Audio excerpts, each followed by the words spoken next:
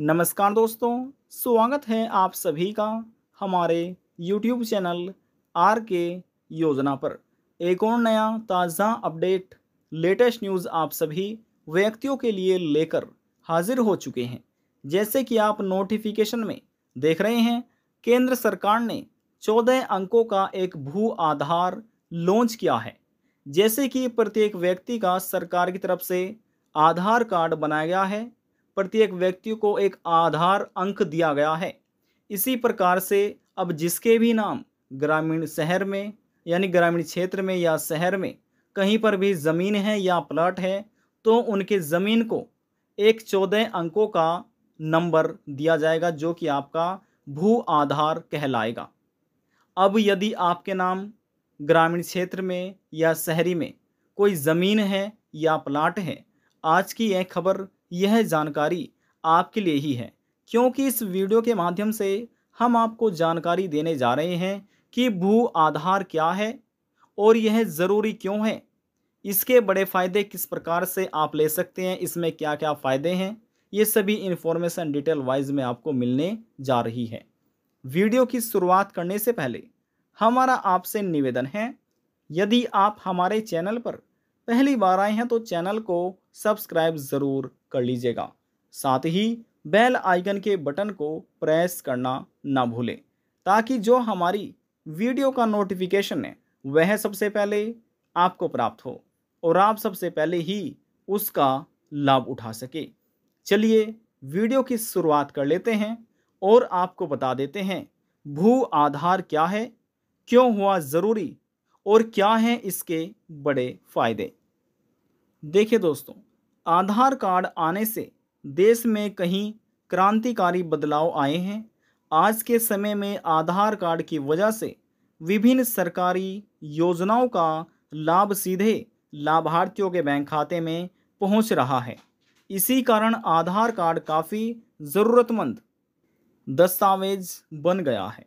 आज के समय में आधार कार्ड के बिना कोई भी सरकारी या गैर सरकारी कार्य संभव नहीं है। वहीं इसी तर्ज पर ग्रामीण और शहरी क्षेत्र में भूमि सुधार को लेकर सरकार ने बजट 2024 में कई बड़े कदम उठाए हैं। इसी के अंतर्गत ग्रामीण क्षेत्रों में भूमि के लिए विशिष्ट पहचान संख्या या कहें भू आधार का प्रस्ताव तय किया गया है। इसके अलावा शहरी भूमि अभिलेख के डिजिटलीकरण का भी प्रस्ताव रखा गया है। सरकार अगले 3 सालों में इस लक्ष्य को पूरा करने के लिए राज्य सरकार को वित्तीय सहायता भी प्रदान करेगी। भू आधार से जमीन से जुड़े विवाद भी खत्म होंगे और जो आपका मालिकाना हक भी है वह भी स्पष्ट हो सकेगा। यदि आपकी भी कोई ज़मीन या प्लाट है, आपके लिए जानना अति आवश्यक है कि भू आधार क्या होता है और इसके किस प्रकार से फ़ायदे हैं, कैसे आप फ़ायदे ले सकते हैं। भू आधार के अंतर्गत ग्रामीण क्षेत्रों में जितनी भी भूमि है उनको 14 अंकों का विशिष्ट पहचान संख्या दी जाएगी। इस प्रक्रिया में भू की पहचान संख्या के साथ उसका मानचित्रण, सर्वे, स्वामित्व और किसानों का रजिस्ट्रेशन किया जाएगा। सरकार के इस कदम से किसानों को कृषि ऋण मिलने में, यानी कि जो कृषि आपका ब्याज होता है, तो कृषि ऋण मिलने में आसानी हो सकेगी और इसके अलावा उनको दूसरी कृषि सुविधा भी आसानी से मिल सकेगी। वहीं शहरी क्षेत्र में जो ज़मीन है उनके भूमि अभिलेख को GIS, देखिए GIS मैपिंग के साथ डिजिटलीकरण किया जाएगा।